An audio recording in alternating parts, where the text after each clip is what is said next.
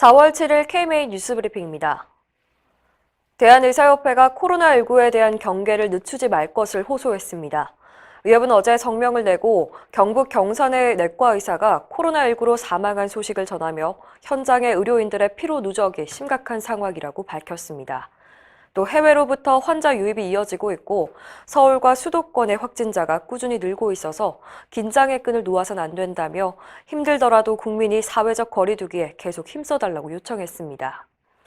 특히 사회적 거리 두기는 우리 스스로를 지키는 유일한 길이자 지칠 대로 지친 의료인을 위한 일이라고 강조했습니다.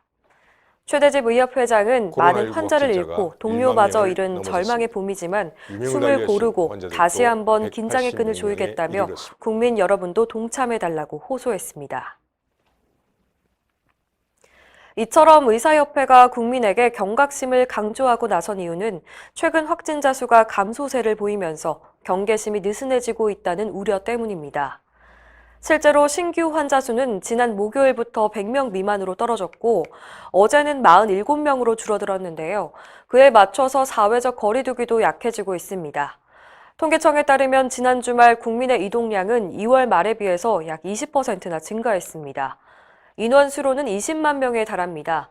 의료 전문가들은 언제라도 수도권에서 감염 폭발이 일어날 수 있다며 주의를 당부하고 있습니다.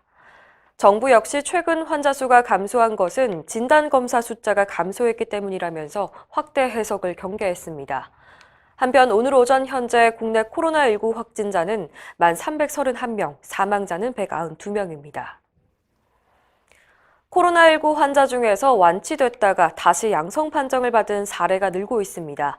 중앙방역대책본부에 따르면 6일 현재 완치 해제됐다가 재양성 판정을 받은 사례는 총 50건입니다.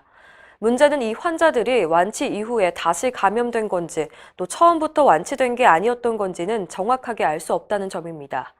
보건당국은 재감염보다는 재활성에 무게를 싣고 있습니다. 격리 해제되고 굉장히 짧은 시간에 다시 양성이 확인됐기 때문에 재감염 가능성은 낮다는 겁니다.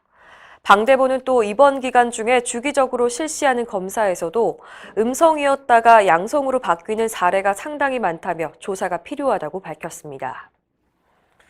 코로나19 환자 동선이 무분별하게 공개돼서 선별 진료소를 설치한 의료기관들이 피해를 보고 있다는 소식입니다.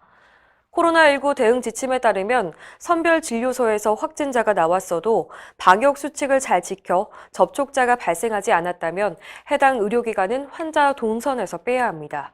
그런데 언론 보도에 따르면 최근 인천 소재 의료기관들의 실명이 환자 동선 공개 때 함께 노출되는 일이 잇따르고 있습니다. 이런 식으로 이름이 공개되면 환자들이 방문을 기피하게 돼서 병원은 큰 피해를 입게 됩니다. 병원 측이 지자체에 항의하면 잘못을 인정하고 사과를 하지만 이후에 똑같은 일이 반복되고 있다고 합니다. 이에 대해 방대본은 필요가 있다면 동선 공개 원칙을 보완하겠다는 입장입니다. 총선이 눈앞에 다가오면서 각 정당의 보건의료 공약에 관심이 쏠리고 있습니다. 특히 미래통합당은 국민보건부 설치를 제안했는데요. 보건부 신설은 의료계의 수건이라서 눈길을 끌고 있습니다. 최근 김종인 미래통합당 선대위원장은 효과적인 감염병 방역체계 구축을 위해서 국민보건부를 설치하고 여기에 국가 방역과 의료재원 배분에 대한 전권을 부여해야 한다고 밝혔습니다. 의료계는 환영한다는 분위기입니다. 최대집 의협회장은 보건부 신설은 의료계의 오랜 입장과 일치한다며 코로나19와 관련해 나온 공약 중에서 가장 훌륭하다고 평가했습니다. 이상으로 뉴스브리핑을 마칩니다. 자세한 사항은 의협신문을 참고하시길 바랍니다.